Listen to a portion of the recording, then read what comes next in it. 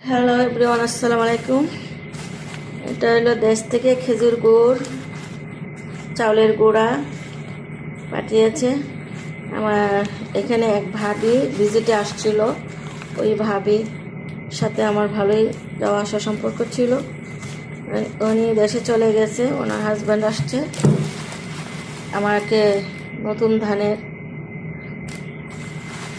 এখন অগ্রহণ মাস না, অগ্রহণ মাসে পিঠার চালের গুঁড়ি দিয়ে দিচ্ছে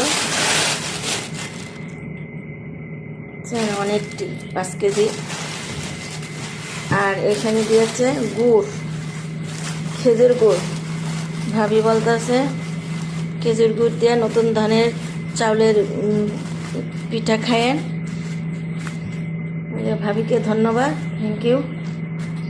এই যে গুড়, এখন যখন পিঠা বানায় খাবো দেখাবো। আমার কাছে চুই পিঠা পছন্দ।